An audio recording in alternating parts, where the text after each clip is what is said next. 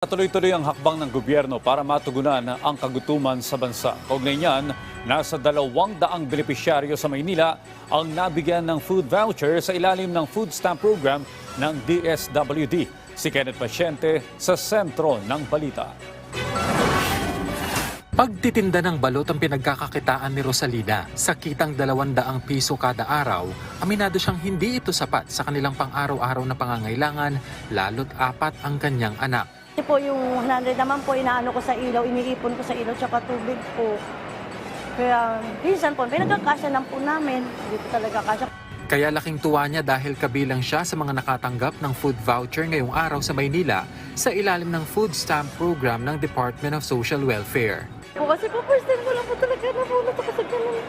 Ayon sa DSWD, 200 individual ang nabigyan ng electronic benefit transfer cards na naglalaman ng 3,000 food credit na magagamit ng mga benepisyaryo para bumili ng kanilang pagkain sa loob ng isang buwan. Kabilang sila sa nasa 3,000 mga benepisyaryo para sa pilot implementation ng programa sa iba't ibang bahagi ng bansa. Gradual scale up yun. So tapusin muna natin yung pilot na 3,000 and then hopefully by next summer, 300,000.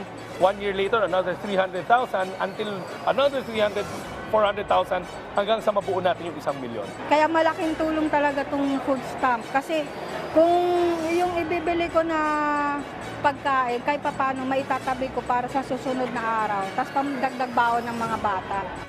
Tinatayang nasa 2 billion pesos ang nakalaang pondo para sa programa at tiniyak naman daw ni Pangulong Marcos Jr. na patuloy itong popondohan oras na makitang epektibo matapos ang 6 na buwang pilot implementation nito.